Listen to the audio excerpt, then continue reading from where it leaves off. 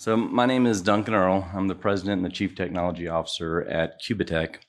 And I was asked to give kind of a perspective on workforce from the small business side. And I actually titled this, Why Your Next Hire Should Not Be a PhD. And I kind of regret that a little bit now. I just want to say, I have a PhD. Some of my best friends are PhDs. They're not bad people. But there are good reasons to sort of consider other disciplines and skill sets, and that's really what this talk is about. So just a little background on Qubitekk. It's relevant to the discussion here. If you're not familiar with us, we're a company located in San Diego, California. We have about 25 employees. We've been doing this for about 8 years. And one of the things that we really focus on is being a leader in the hardware space. So we make entangled photon sources. We make systems for quantum key distribution.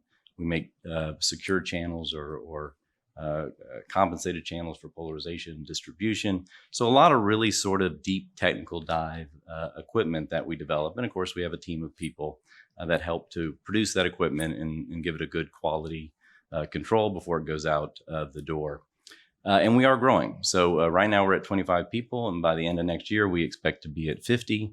And we're going to be adding some people just in the first quarter. And I wanted to maybe focus a little bit on who we're adding and why. So as I mentioned, we have 25 people. This is a list of the 7 that we're adding, hopefully before February. And I just wanted to look at those positions and talk about them for a minute. So HR manager, digital marketing coordinator, technical writers, CFO, paralegals, investor relations, and product manager. And you may be looking at this thinking, this guy's using his time and my time to shamelessly try and recruit for his company. And I really am trying to make a bigger point here.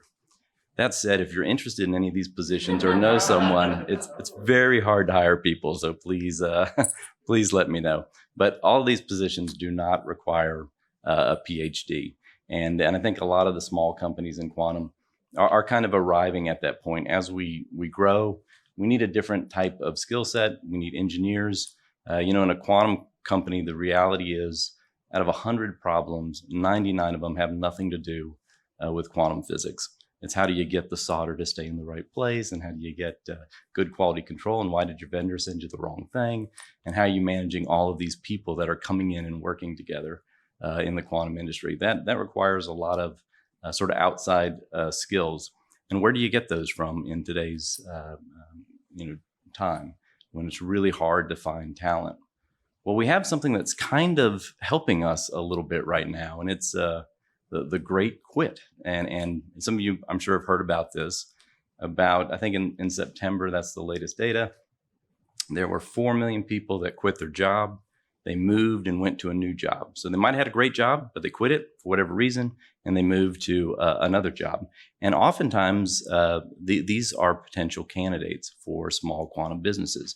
You might have an engineer or a marketing person that is just really, really passionate about quantum. He's been following it for 2 decades or 1 decade or however long it is, and he's decided to make a change. And a small quantum company can really offer that person something unique, and it really fills their passion. On top of that, we've got a real need for some of these people that are in traditional industry. So they might be working for a big company doing product development for the last 10 years. We need those people to come into the small businesses and take what they've learned there and put it into our small businesses. So it's definitely good to get researchers coming out of universities and to get people that have been doing quantum optics for a long time at the national labs. But they lack one of these skill sets that traditionally is pretty hard to get.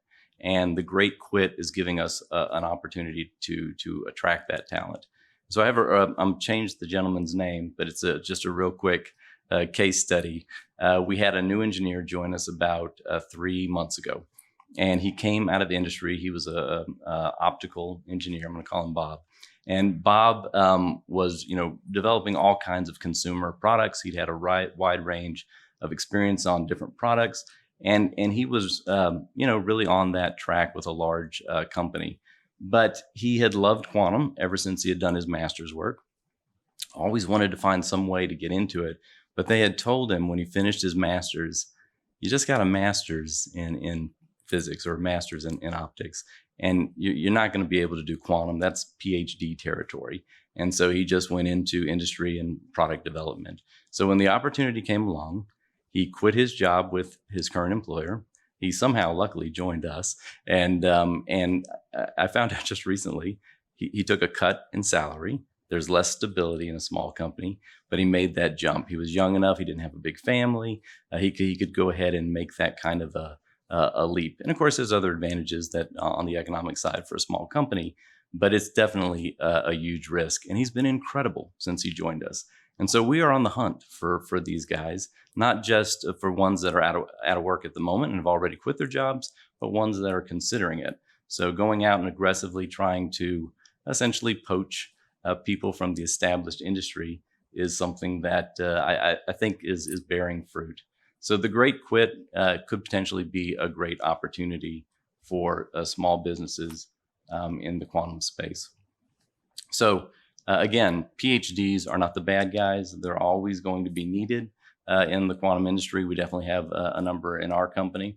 But I think what we're seeing now is a transition in the technology, more commercialization, and this transition from being more of an elite science into real product development and commercialization. And then with that transition comes accessibility. Accessibility for workers, accessibility for sort of new initiatives and larger partnerships. But again, the key here is bringing in these different disciplines into our existing businesses is really something we should be fostering. And businesses at the end of the day are businesses. They all need good, experienced business professionals like marketers and sales and all of those range of business professionals. We need to be welcoming them into our industry. And when you bring somebody in, somebody had a better slide on it than I did, but you can always train somebody and give them the sort of the need to know quantum knowledge pretty quickly. It might take 3 to 6 months. They don't have to have a broad understanding of quantum, but you can tell them what they need to know and they can learn what they need to know on the job. So bringing those parties in and training them on the job is something that we're focused on. So an engineer, just to kind of hit this point one last time, an engineer with industry experience is with product development, commercialization experience is what we're actively seeking. We value them just as much as we do a PhD with a specialized focus in our technology area. And if you know anybody in that category, again, please feel free to reach out to me. We'd be happy to talk with them. Thank you. So I'm going to talk about Quantum 2.0 from a supply chain small company perspective. I'll tell you in a couple slides what Vescent is about very briefly, but I want to sort of put it in context, a broader context and sort of where we are with the Quantum 2.0 ecosystem, economy, or whatever you want to call it. I am one of the founders and the CEO of Vescent. I'm also the chair of the Enabling Technologies TAC for QEDC. QEDC has been great. It's been great for my company. When I see enabling technologies, to me, I see component supply chain. And I go, how are all these critical components going to still be, the companies that are making them, how are they going to thrive? How are they going to be there when we get on the other side? How are we going to make that all be successful? Okay, I don't have to preach this to this audience. You guys get it. So Quantum 2.0, systems that exploit quantum weirdness, they're going to disrupt and revolutionize everything from science to national security to economics. I don't just believe this, I know it to be true. I know it to be true because Quantum 1.0 did it in the 20th century with the semiconductor industry and with lasers and the information industry. The question is, how long is it going to take? How bumpy is the ride going to be? And how are we going to get there faster? Who's going to be in a position of control? Who's going to be in a position of power on the other side? So I think a lot of you folks have seen this valley of death. This is the idea: as emergent technologies make their way to the market, they end up losing a lot of money before they start making any money. And so Quantum 2.0, quantum, which is exploiting things like quantum entanglement, a bunch of the quantum weirdness. As an industry, it's on the shallow slide of the valley of death. Most of the companies in this space are losing money. They're not actually generating money in quantum.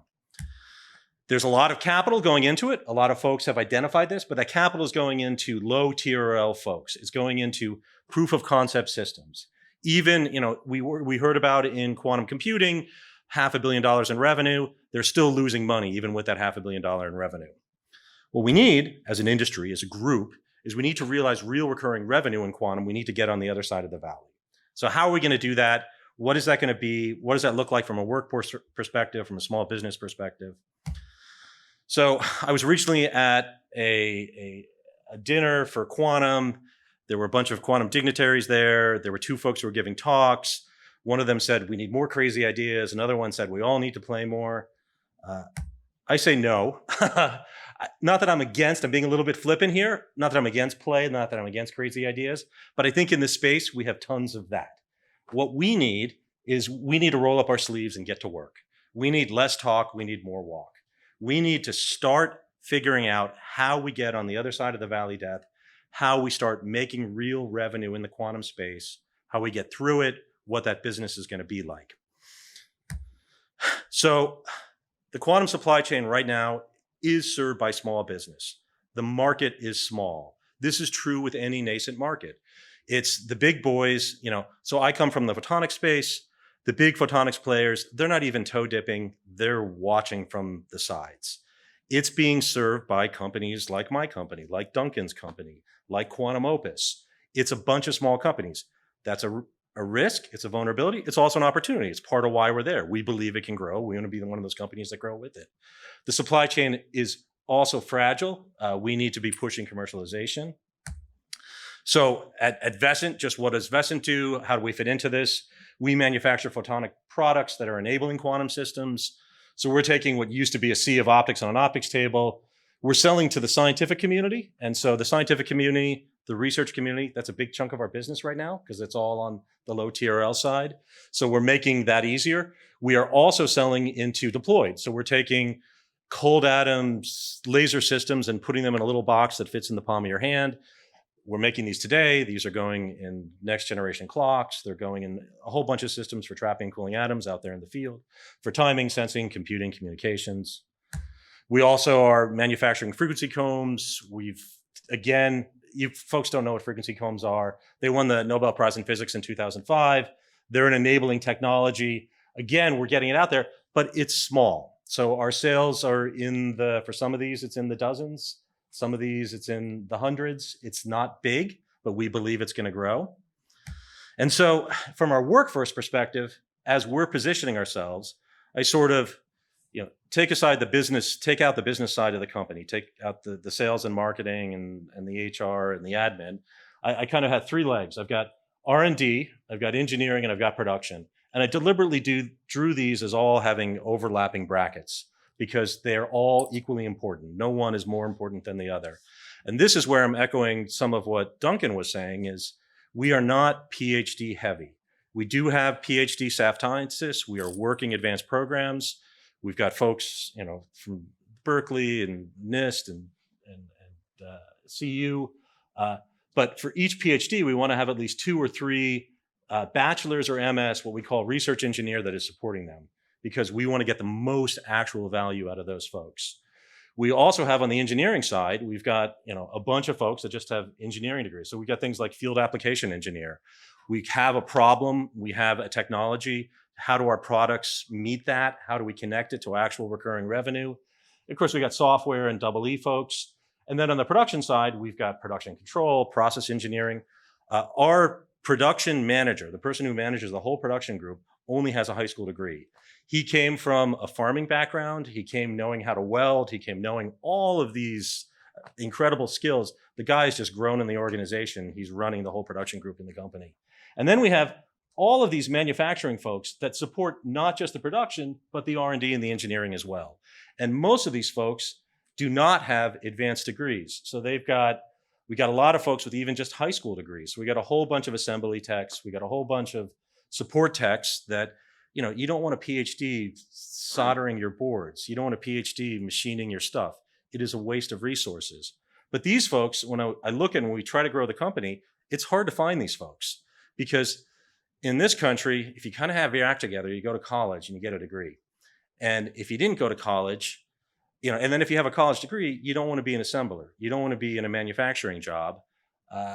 And then if you didn't go to college, finding folks who are good in this space has been a challenge. And so we work with local community colleges. We work with training programs. We work with finding folks. One of our best employees, she just has a high school degree. We hired her out of a Walmart tire center. And we wrote a job description. It piqued her fancy. She is now getting her engineering degree at the School of Mines, which is freaking awesome. They're just down the street from us. She's awesome. I want more people like that.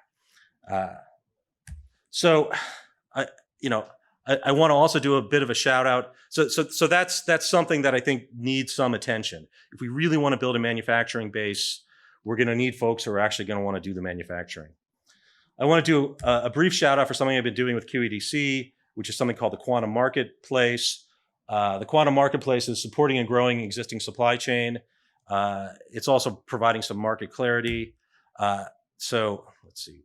The Quantum Marketplace, we are hosting a monthly webinar series where quantum supply companies basically make an economic pitch and they say, this is what I have to offer to the community. And so this has been growing in attendance. And so I'm excited about this. We've had one on lasers, cryo, entanglement, timing, fabrication sensors. We had one on RF just last week. We also have an online directory, which is a one-stop shop for your quantum supply. The online directory, if you go there and you say, I'm building a quantum computer, who are the companies that manufacture parts that go into that? You can click on that and see all of the vendors that sell into that. So check it out if you get a chance. So it's at quantummarketplace.org. It connects supply chain vendors with customers. This is helping grow and support the whole community. We also have a YouTube channel, all of the marketplace videos. So if you go to YouTube and look under Quantum Marketplace, please subscribe. We're trying to get over 100 viewers. It gets us into the next level of 100 subscribers. It gets us in the next level of YouTube-ness. But you can hear little pitches about, who's making lasers for quantum, who's making RF for quantum, so it's a great thing. Then I want to kind of end with just, again, sort of company, highlights. So this is Christine Morris. She just has a high school degree. She's been working for us. She is an amazing builder of stuff. And it was decades ago that she was trained by NASA on how to solder and how to build things to survive launch. And people who have PhDs in physics, I'm one of them. I thought I knew how to solder. Turns out I didn't. She's great. And we use her to train new folks on how to solder stuff and how to build stuff for rugged environments. And we're in the process of manufacturing complicated laser systems that are going to go on complicated platforms that have to survive this. We're also really looking for folks with clean room skills, folks who know how to do wire bonding, folks who know how to do fiber splicing, micro-optics assembly, optics cleaning. We work closely with our Colorado Photonics Industry Association. They run short courses on this is how you clean a window. And so we send folks to those courses. I'm running out of time. Let me just end. I do believe in Quantum 2.0. Supply chain is mostly small companies, and it is fragile right now. Not all companies are going to make it, but some of us are. And communal support and awareness will accelerate the timeline, increase the size of the win. All right, thank you.